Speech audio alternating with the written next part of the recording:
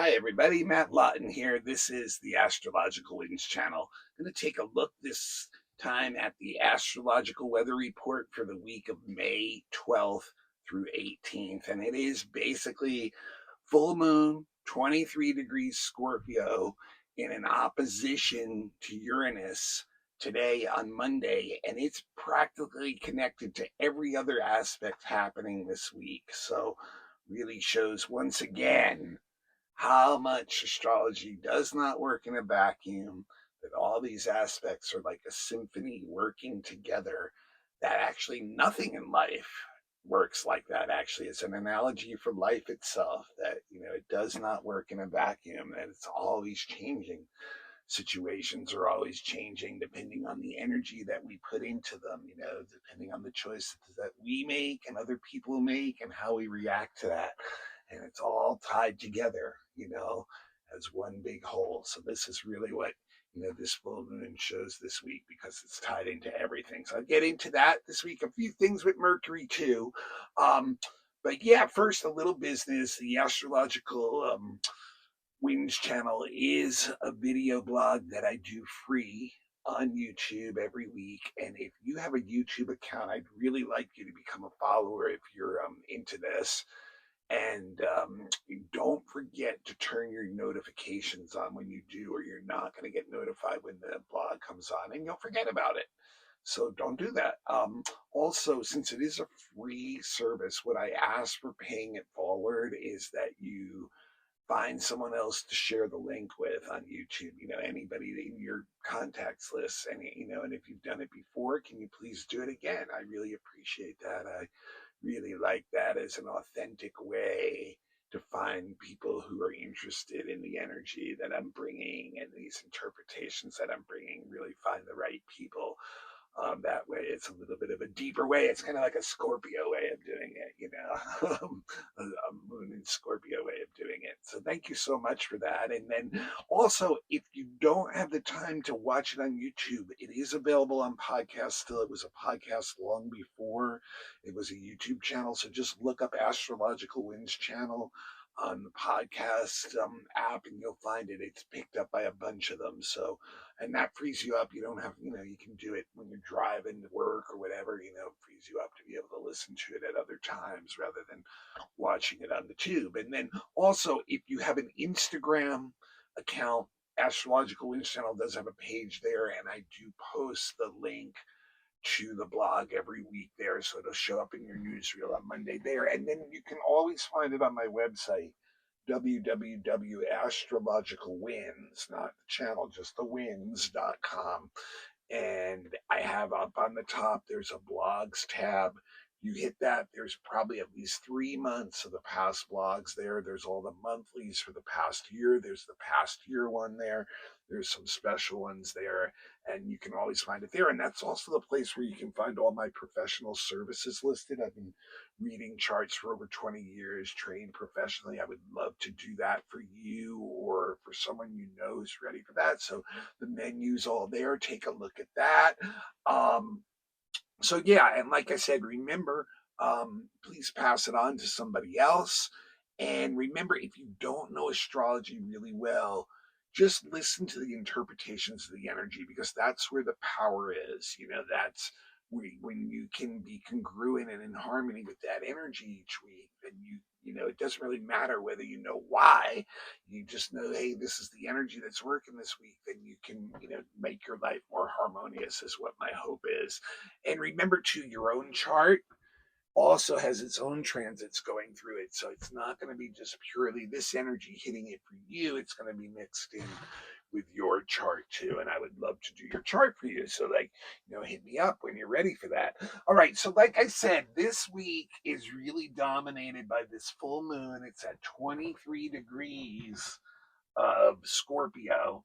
And there's an opposite 23 degrees Taurus in the sun. Like I say, every time we do a full moon, simple lesson, full moon is the moon opposite the sun. Exactly. Every month it does that. Now, this month, we have the sun closing in on its annual conjunction to Uranus, which actually happens on Saturday, which means that the moon is opposite Uranus.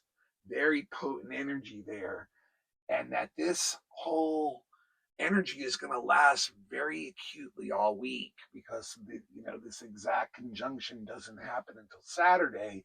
So we're going to be feeling this all week. And to top that off, the full moon also is applying to a trine to Saturn, Ceres, and the North Node, all conjunct in Pisces up there. And then also it is in what we call a yod, which is this with the Jupiter sextiling Chiron, which I talked about in the monthly, and they're both quincunxing the full moon. So there you got this like pointed arrow here, which is like the finger of fate. We call yods the finger of fate because there seems to be more fate tied up in that aspect than some of the other aspects.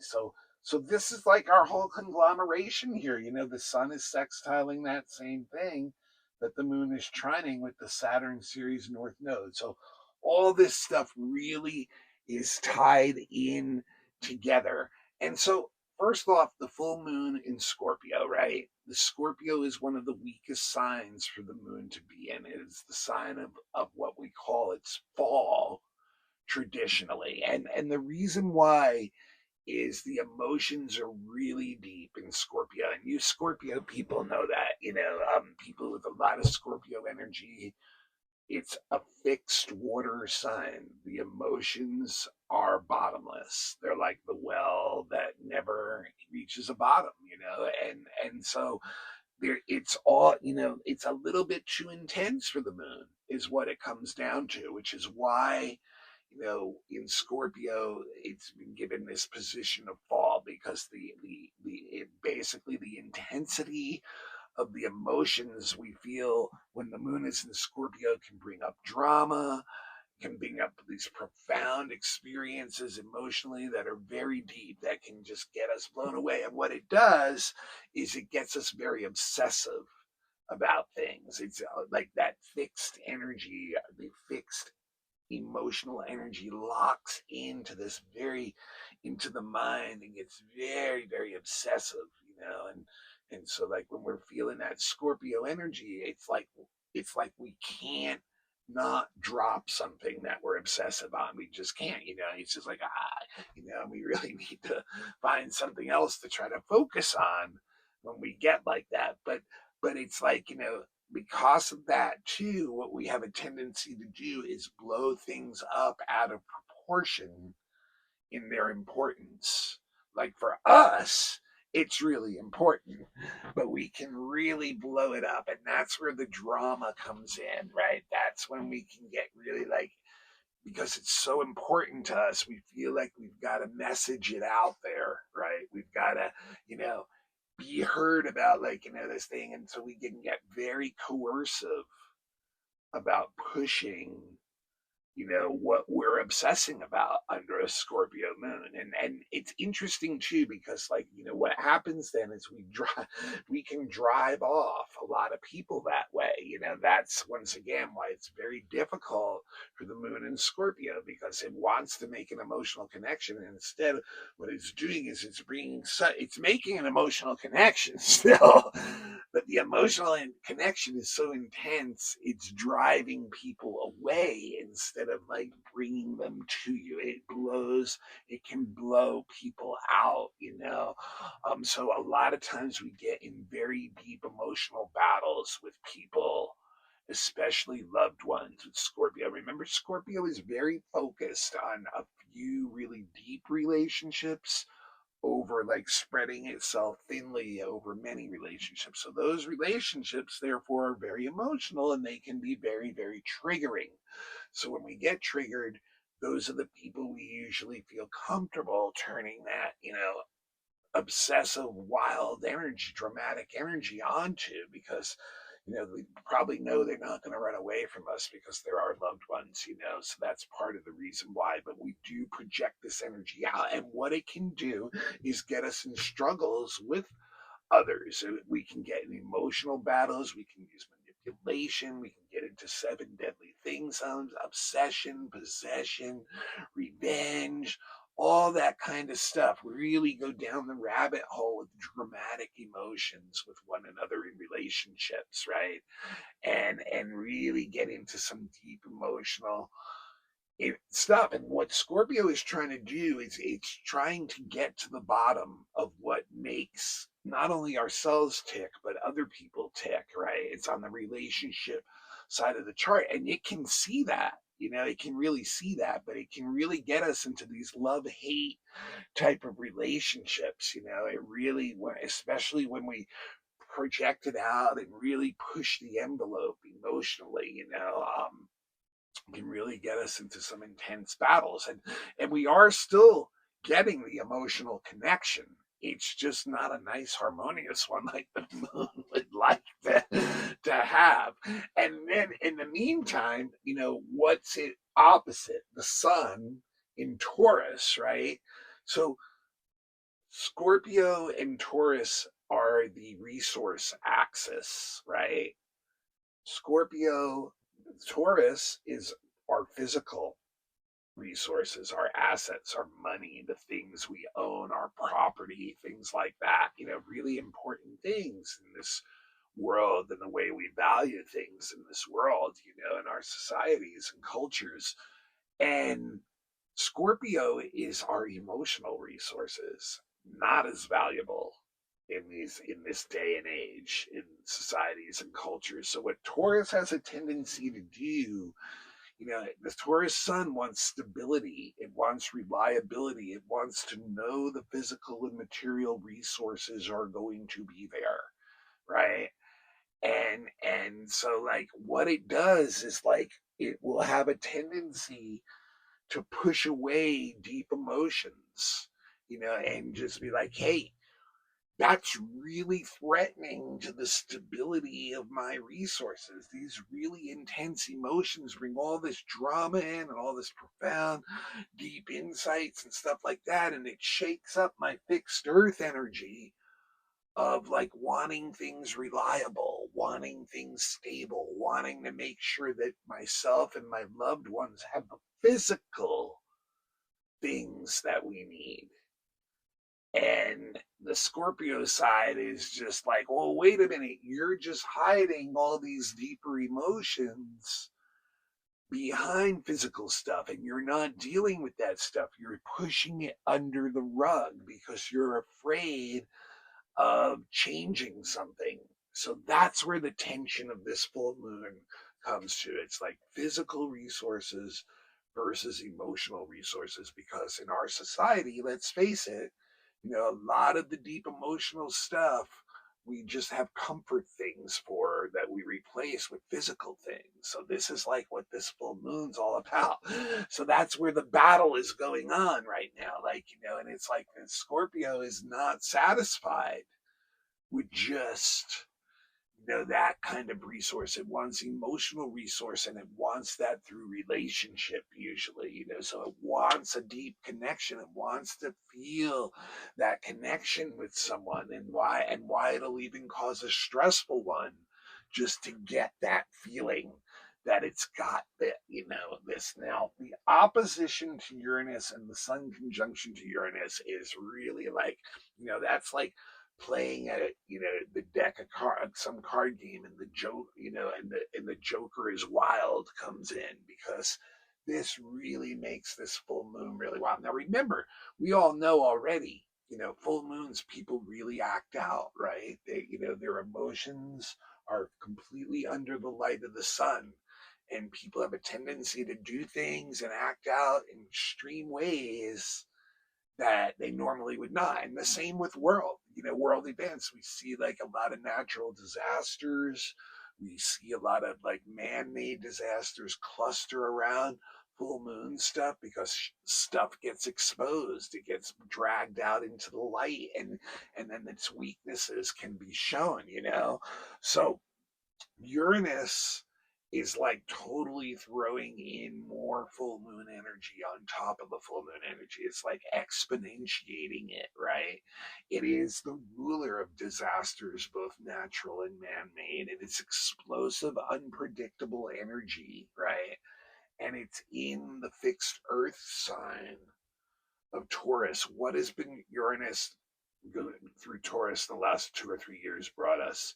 Complete instability, right? With our resources, with money, with banking, with finance, with trade, all that stuff. And it's really now, as we're getting into the middle and end points of that Taurus, it's really building up, to this like really wild time where it's really, really unpredictable to see where our resources are coming from and to really plan that in a reliable way, which is exactly what Taurus wants. So, my point is, this Uranus is going to be like more favoring the moon in Scorpio.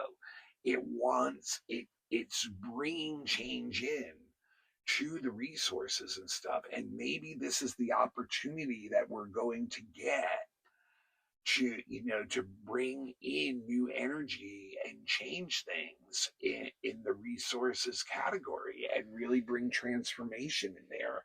So like this is like a real wild card for this energy, and this can get people really rebellious, really, really rebellious people.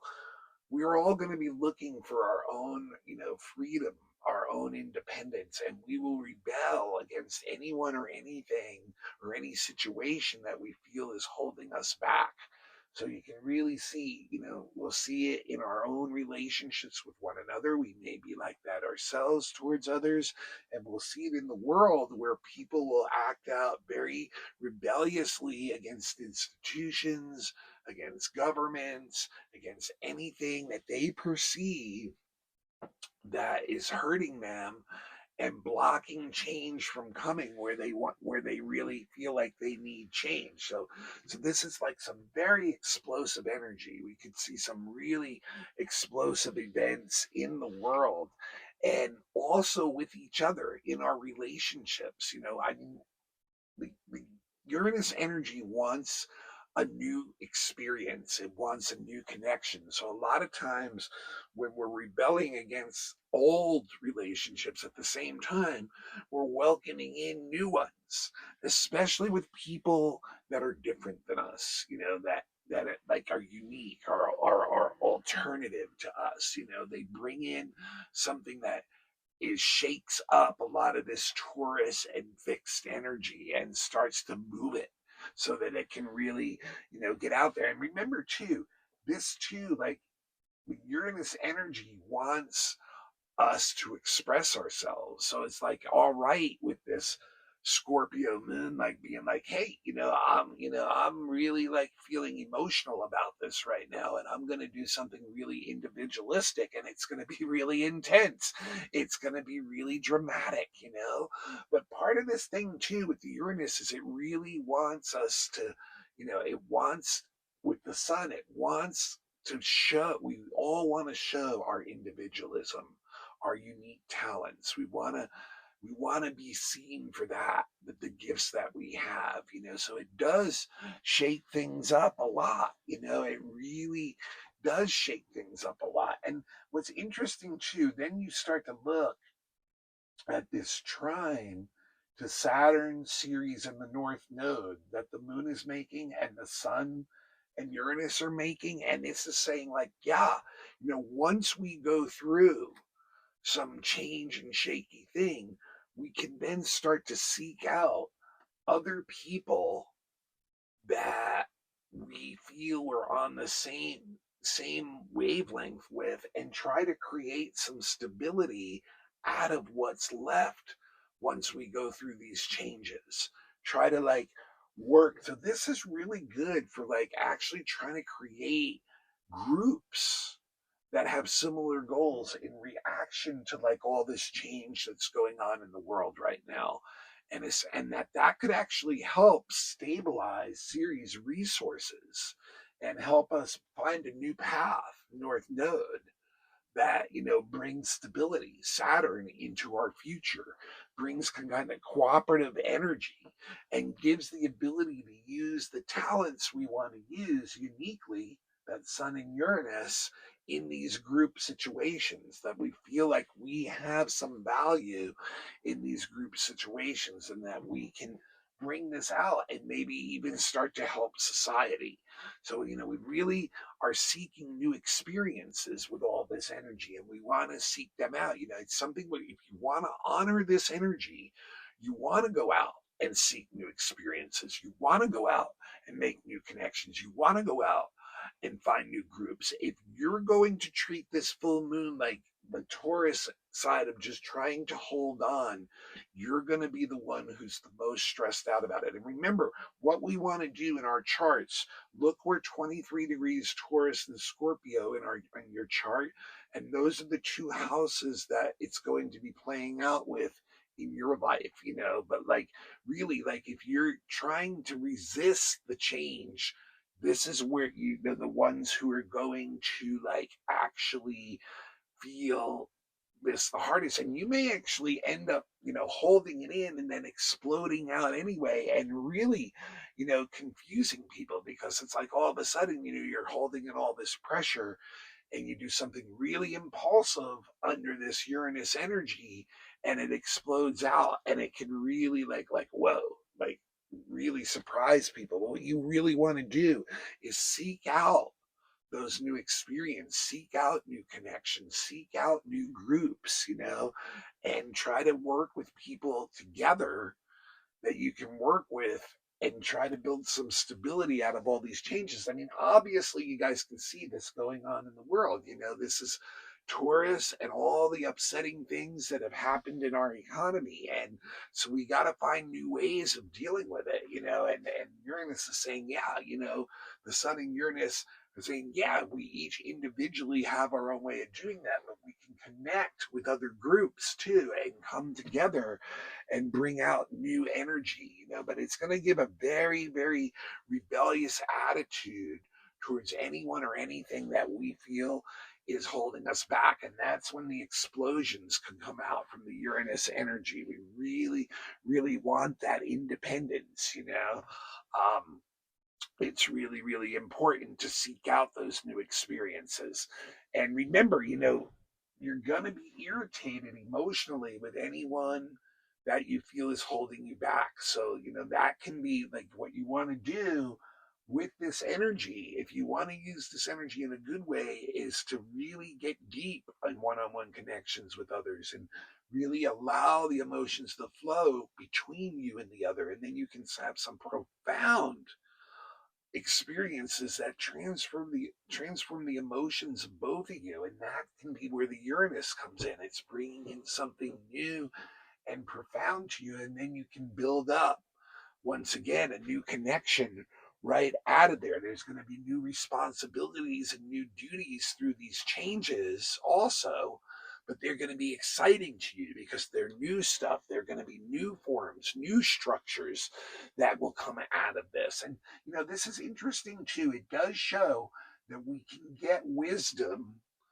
from the past and from groups and people who have knowledge on how to get through hard times, but we have to go through the changes first. If we try to hold on to the past initially, that's not going to work. But once we accept those changes, then we might be able to find some wisdom in the past that we can use as a resource to bring in some of this stability.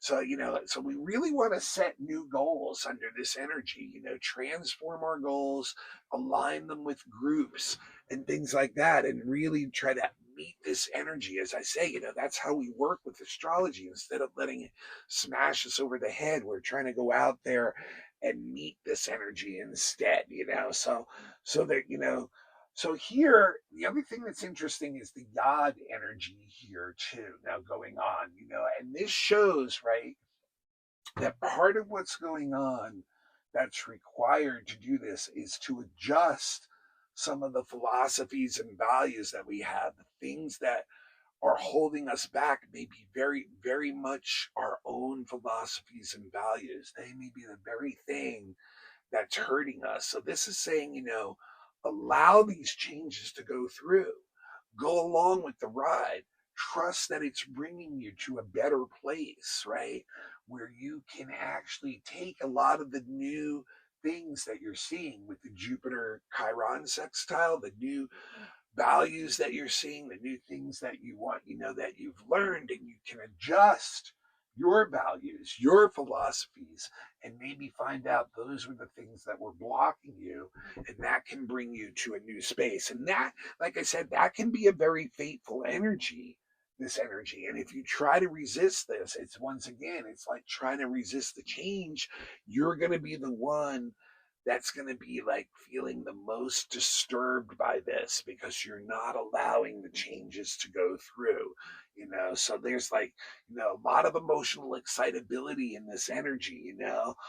But we can bring stability in here, no doubt about it. But like, yeah, that really is a hand of fate here, this finger of fate here is showing that, this is really something we need to ride along with, that we really need to, like, take this ride with this energy, let it change, bring the changes in, and then, from there, we'll find ourselves in a better space where we can build out of that. Interesting, too, the ruler of the full moon is Mars, right? And Mars right now is in Leo, where it's really strong and wants to do what? Once again, the same thing that Uranus and the sun want to do, bring out its own individual talents into this situation to help both ourselves and help those who are around us. And it's interesting because the only aspect that Mars is making right now is a trine to Venus. So this shows that we can make creative partnerships once again out of the energy, out of the dust that's left out of this energy.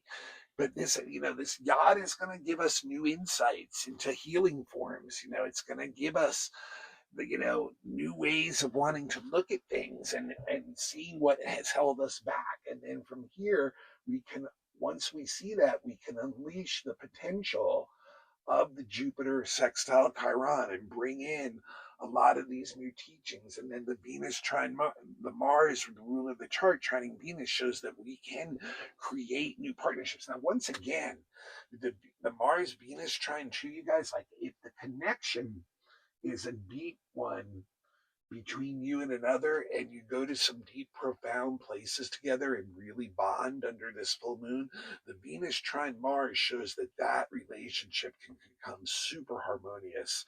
So it's really good for romantic, creative, sexual relationships. If you get to a point where this trust is so deep and you allow the changes that the relationship is bringing to you to go through, build stability out of it, the Venus trine Mars promises this great creative flow of a relationship. And if nothing else, it's going through all this stuff is going to open up more of our own creativity, right? So this is really, really interesting. And when you think about the rest of the week, right?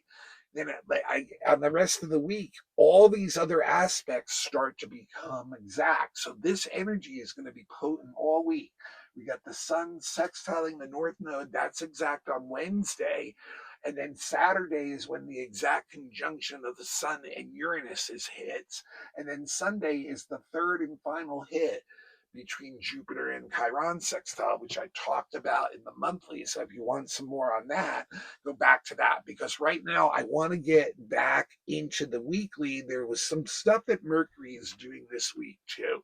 But like I said, look at this full moon, because this is really a chance to deeply transform a lot of energy and really come out with some new stuff where you feel like you can be more of yourself, and then take that and connect with others and build a lot of stability out of that. And I think a lot of this is obviously being triggered by the resource situation that we're all going through now.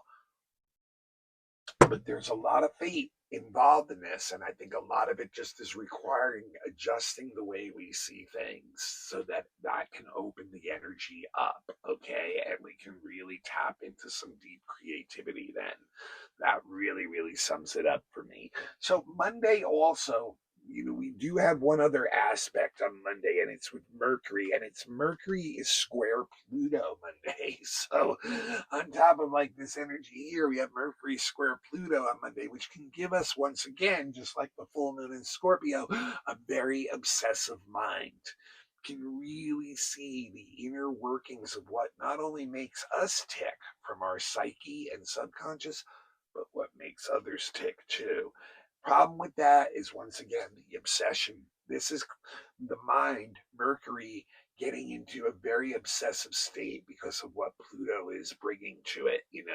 So we see things deeply, and what we want to do is we want to freaking bring that out and talk to people about it. And what we do is we get really pushy with our words, we get coercive, and what other people do in response to that is argue with us or get defensive, and all that does is irritate us more. So we end up, in a battle of wills, an argumentative energy. And once again, we blow things out of proportion, very obsessive, singling on one thing, get very narrow minded, not open minded. The best way to use Mercury Pluto is actually, like I said, we see what makes us tick too, is to be our own analyst, to look really deeply into ourselves and get a grip on some of the energy and where it originates in our thoughts and words. And the other thing is, you can use that obsessive kind of energy to focus on research.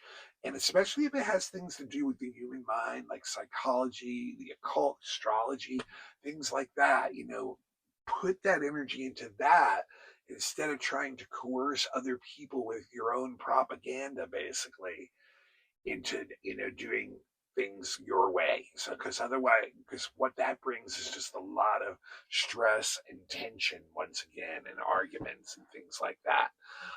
Thursday, Mercury is at the midpoint of Jupiter and the North Node. Okay, Mercury is at the midpoint.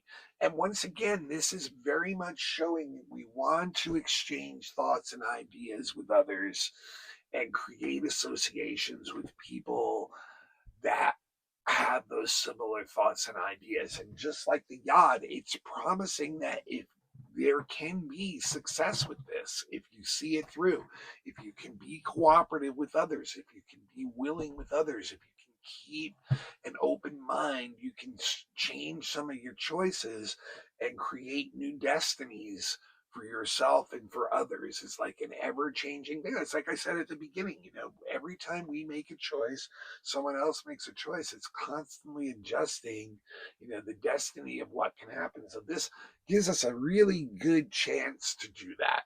Then on the weekend, we have this ornery Mercury square Mars, and Mars at the same time is sesquiquadrate Saturn. So this can be, next weekend can be a little bit of a challenging energy. But the thing is, we all get married to our beliefs intellectually in our minds when Mercury and Mars are together. So we can be very, very defensive with our posturing. Like we really feel like we have an answer, and it's not only for us. It's like, we're going to save everybody, but like we're in this very aggressive way of wanting to get that out there. Like we get very pushy. We don't hear other people. Our minds can be very agitated and it thinks like it has some answer. And it's like a lot of times the agitation is because we actually do sense that there's some weaknesses in our beliefs and things. And we're trying to like almost prove to ourselves, like yell over that voice of intuition with the mind and the ego and be like, no, no, no, no, this is the way it's going to be. So we're like almost, when we're trying to convince others, we're really trying to convince ourselves too. And so we can get into a lot of defensive posturing, and it only makes other people defensive too. So then our communications become very agitated. It can be a very stressful kind of day like that, where you just feel like people are really annoying. A lot of it may go with what the Mars Saturn sesquiquadrate is too. Like you're just annoyed about being blocked. That shows that a situation is completely blocked right now, and there's not much you can do about it. So whoever you're perceiving that's doing the blocking, or the situation that you're perceiving as doing the blocking, can get you very angry, and that can trigger the Mercury Mars to go off, that you're really annoyed. So be really careful about making impulsive decisions, using impulsive words, impulsive decisions. And that's the thing that's going to mess you up. and you're going to regret it. You're going to hurt yourself, either abstractly or even physically. You can actually get in an accident, So you want, So really, it's better to use this energy to push whatever you want to believe, what you believe in, with your own mental efforts, with your own intellectual efforts. It's just like, you know, when you're doing a physical thing alone with Sun, Mars, Mercury, Mars is like do a intellectual thing alone. Focus that energy rather than pushing it out on others. Really get into some, motivated intellectual work behind what you believe in. That would be a really good way to use that energy. All right, well, that's what I got for us this week. Definitely, a continuing intensity, and you can see how the world and what's going on is really married into this stuff. So, definitely, on that bigger scale, we're going to have, probably a pretty touchy week with social world again, business, economy, politics, nations fighting each other out, things like that, natural disasters, all those things. I would not be surprised if they take up for us this week, guys. So, all right, that's what I got. Next week, we talk. The sun is going to go into Gemini as we get near the end. The last third of the spring in the northern hemisphere, in the fall in the Western Hemisphere. And then next week is also that huge shift that I talked about in the monthly, which you can go back to the monthly because I won't talk about it as much in the weekly. But Saturn is going to go into Aries next week, so big shift there. And then Mercury will follow the Sun into Gemini, and that's where Mercury can really shine. That's one of the places Mercury feels really comfortable. All right, this is Matt Lawton. This is the Astrological Winds channel. You are going to pass this free blog along to somebody else right now, and I really appreciate that you're going to do it. It is available on YouTube every week. Please become a follower if you have a YouTube account. Don't forget to turn on your notifications. Remember, it's available on podcast too. Just look up Astrological Winds channel, also on Instagram. Always can find it on my website too, www.astrologicalwinds.com. That's where I can also use your help, guys. Like when you're ready for that reading, remember, your chart is with you your whole life. Computer isn't going to give you a good reading. A book and trying to figure it out is not going to give you a good reading. You need to get a professional astrologer like myself or someone like that, or someone else who's been doing astrology to really give you the holistic viewpoint. And you're never going to use that chart as an investment in yourself to make your life more self-fulfilling. So when you're ready for that, check the website out. I've got my menu there. The prices are there. If you need to make payments, we can set that up as long as you can put half down. All kinds of different readings. I do predictive readings, which are just like this reading for you for the next year. I also, if you're a professional or someone who needs monthly or weekly or daily readings, I'm offering that service now too. Natal charts, obviously, relationships, children's charts, any specific questions that you have, deeper soul purpose, elections for finding the best timing, all kinds of different readings there. So check it out. And if you have a group that's looking for a workshop, a lecture, a class, mini reading, something for your event, I'm available for them too. Check that out. I'm still looking for 2 more beginner students to try to get a live beginners student class going. I do have podcasts for people who want to do some beginner student work and not in a non-live setting. All that stuff, get in touch with me on the website or matthuey823@gmail.com. If you'd like to give a currency donation to the blog, no amount is too small. I thank the folks who have and do. My Venmo handle is the symbol at Matthew with 2 T's, hyphen in the middle, Lauten. Cash App is the $ Matthew, once again with 2 T's, and then Lauten. I really appreciate all you guys. Let's try to use this full moon to bring in the changes we want to bring in out of the things that are going on and falling apart around us, and then try to find those connections with the groups and others that we can bring, a stable future for ourselves. I think, this is really a calling, to be more responsible for ourselves, to be more sovereign, to be more independent, to be more free, all those things that in the US we're supposed to be about, right? So let's do it together. We can do that together as a country, as a nation, and everybody else in the world same way. We're all human beings ultimately. That's the one thing we all have in common. So we can work, we can turn this energy around, but we all have to, do the right acts, take the right actions, and continue to work with the energy that we have in our personal lives. You save yourself. That's the best thing that you can do to help save the world. I'll see you all next week.